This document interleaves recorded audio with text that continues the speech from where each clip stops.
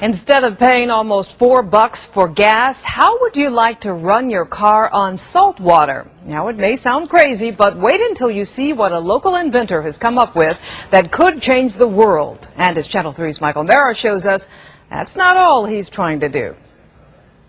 We need to get it to around 100 degrees. Retired TV station owner and broadcast engineer John Kansas was not looking for an answer to the energy crisis.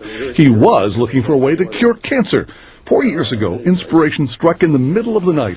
Why not use radio waves to kill the cancer cells? And the best thing that would work as antennas was I could find at 3 o'clock in the morning was my wife's pie pants.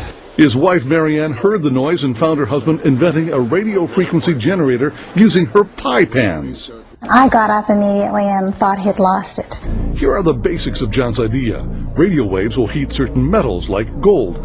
Tiny bits of that metal are injected into a cancer patient. Those nanoparticles are attracted to the abnormalities of the cancer cell and ignore the healthy cells. The patient is then exposed to radio waves and only the bad cells heat up and die. Killing cancer cells is amazing, but John had also stumbled on yet another amazing breakthrough. You have enough in there? His machine could actually burn salt water. John Kansas discovered that his radio frequency generator could release the oxygen and hydrogen from salt water and create an incredibly intense flame.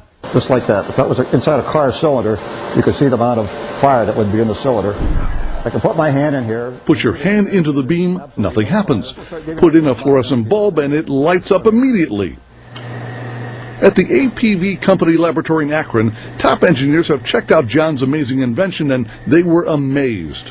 And we saw it go up to 1,500 degrees centigrade, the temperature, and it's incredible. This simple Stirling engine is running with the heat generated by the flames coming off that test tube. The fuel, nothing more than salt water. Well, that could be a steam engine, a steam turbine. Could be a car engine if you wanted it to be. That's the true American innovator, someone that is not looking for something, he just finds it. This is the most abundant element in the world, water, and salt water is everywhere. And to see it burn actually gives me chills. So imagine the possibilities. Salt water as the ultimate clean fuel, a happy byproduct of one man searching for a cure for cancer. In Erie, Pennsylvania, Michael Mara, Channel 3 News.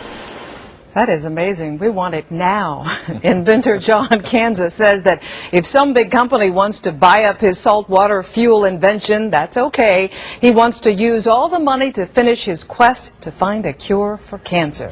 Okay, it never wears out because there's no moving parts. In the top our news here at 6 o'clock, an age-old dream becoming a reality. A local inventor has discovered a way, hear this, to use water to run your car. It's a major breakthrough that will no doubt make motorists happy. And as Ralph Robinson explains, the Pentagon is also showing lots of interest in this project.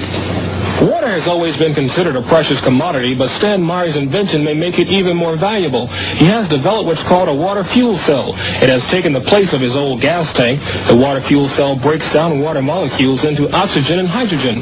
The hydrogen is used to run his dune buggy. I don't care if you use rainwater, well water, city water, ocean water. If you don't have any fresh water, go ahead and use snow.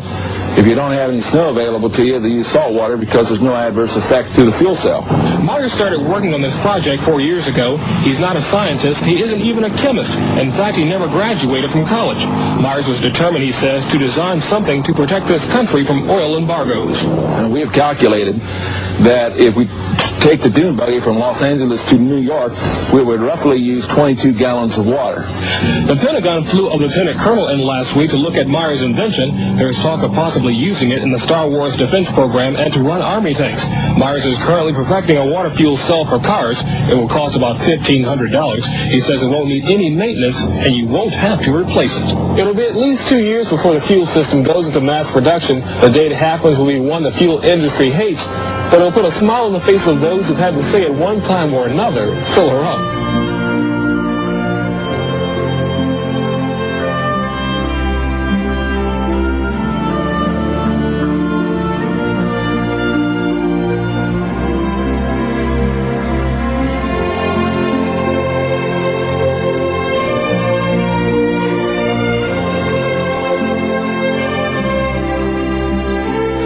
There is an an enormous range of new things that have been worked up to a remarkable level in the past and then suppressed by the existing order for one reason or another. Either they're incompatible with classical ideas, or they upset strong financial interests, or whatever it may be. In the past, great things have been done by gifted humans. They are, in a sense, the vehicles of God Almighty in bringing this stuff into the world. And none of it has ever reached public use and public currency because of this dictatorship of the knowledge systems of the world.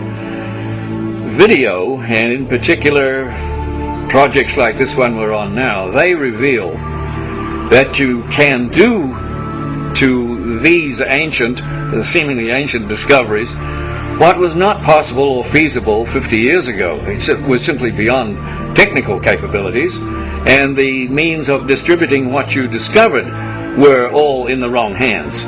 Nowadays, the internet has put all that to bed. You can't do that anymore. You know, humanity is going to have information no matter what. So I see in the things that I know about and have been personally involved with a great horizon for producing an endless series of productions like this that will bring this stuff out of the limbo where they've been shoved and into the full light of day, where some of the bright young people who are now on the earth can make them into blessings for mankind.